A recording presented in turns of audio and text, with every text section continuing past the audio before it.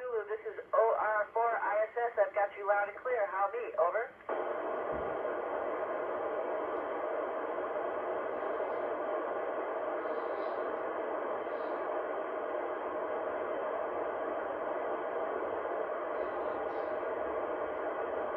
Absolutely. We're all doing great here on the ISS. We're happy to be flying over Europe right now and talking to you directly. I'm ready for questions. Over. You know, I chose to become an astronaut because, one, it's a lot of fun, and I saw what they did, and it's about exploration and science and technology. And I'm a curious person, and I know I was a helicopter pilot, and I thought, how could I learn more? And this is a perfect field for it. Over.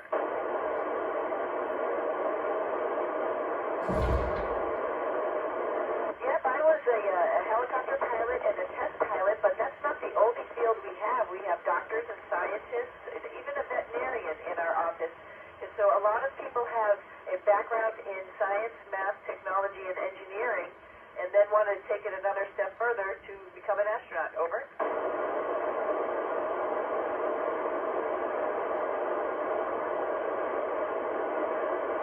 Well, you know, Sarah, it's hard to tell because there's so many amazing things. Of course, going on a spacewalk is just awesome, but that's a little bit of repair work outside. I really like also the science stuff that we do here, some gene sequencing. We're doing stem cells. We have a lot of other amazing science that's going on, so it's hard to say exactly which is the best. Over.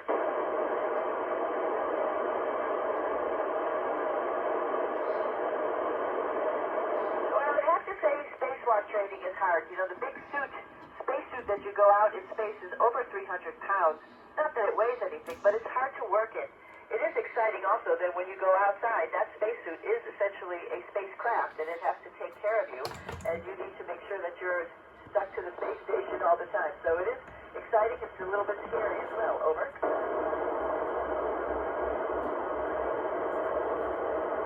So there's all sorts of experiments about primarily, about us, how we live and work in space, but also exploration. We're trying to plan for the next things that we're doing, going back to the moon, going on to Mars, how to grow plants in space so we can feed ourselves, stem cells so we can maybe help ourselves if somebody gets hurt when they're not close to Earth. So there's all sorts of experiments going on. Over.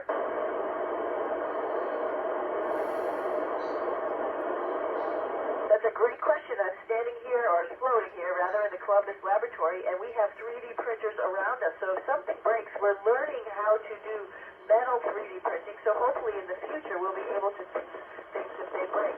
But we also have a lot of tools here. We learn how to fix the things that work on the space station. Over.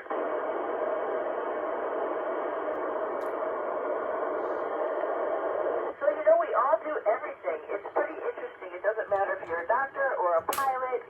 Everybody gets trained in all the maintenance and all the science, and so we have to be what we call the jack of all trades, master of none. And we work with the ground control, mission control, to help us go figure out how to solve the problems we have. Over.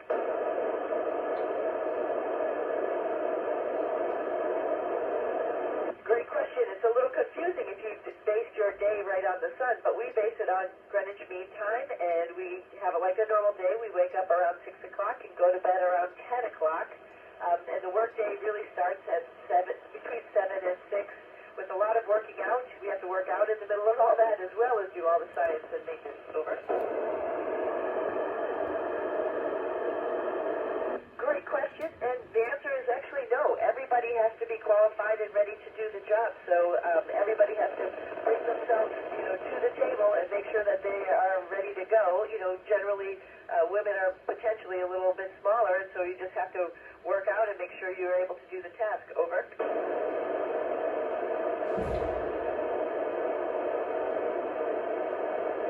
You absolutely get used to it. Honestly, I'm starting to forget what it's like to walk because we float everywhere. And so at first it is a little bit hard, you're a little bit clumsy, and then you get a little, better at it and are able to perfect how you float and what you want to do. Like, for example, throwing things. You don't throw up anymore. You figure out you have to throw just sideways to get something to go from one place to another. Over.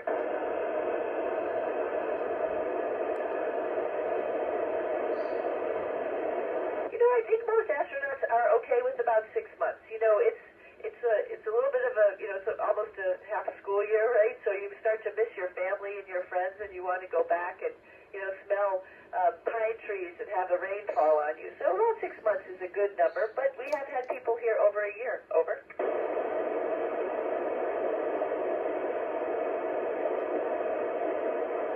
So, yeah, of course, there's a lot of interesting things because the spacecraft is in the sun part of the time, like you mentioned earlier, and then it's at night, so there's a lot of metal outside, so it creaks. I think that's the biggest impression that I've had, and sometimes actually it makes the metal pop a little bit, and so we hear that at times as well. Over. Great question. So we try to do this on a regular basis. We can do it through the Internet Protocol phone. We also have iPads up here where we can do a call through a call service. We have computers where we can write email and do video conferences. Over. Lena, it would be very arrogant to say that there was nothing else out there in the universe. When we look out at the sky, there's so many stars, and so how could you not think that there might be some planets around those stars that might have something similar to life that we know? Over. Generally, we work at the same time, but every now and then we might have a spacecraft that comes a little early or a little late outside of our normal crew day, and if that's the case, if it's on the Russian side, maybe the Russians get up early. If it's on the other partner side, then maybe we'll get up early. So sometimes we do shift work. Over.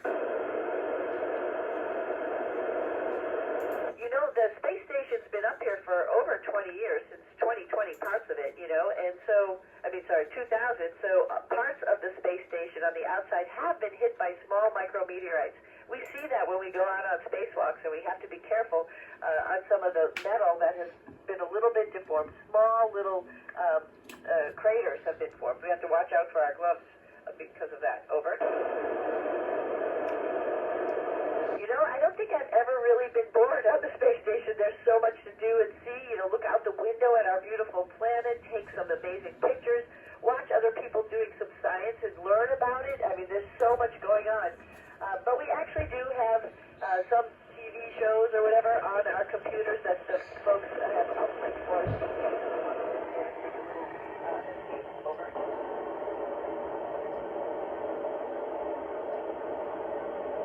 Yeah, the ISS is a tech demo, right? It itself is a habitat, and inside it, just like the things I was talking about here in Columbus, the 3D printing, this is all helping us to figure out how we're going to live and work once we go to Mars. So we've also have other spacecraft that are coming up, all and docking to the space station. So all of that is a tech demo and in exploration. Over.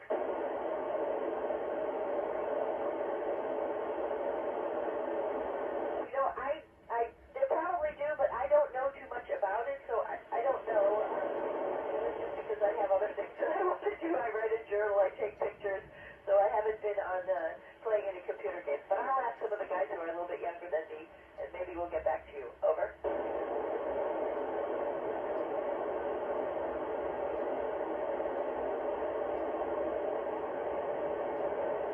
DR0Z, this is OR4 ISS. Thank you so much for a great school contact. You guys are doing great things for the students in Germany, and keep up the good work. Thank you. Nice to talk to you. Over.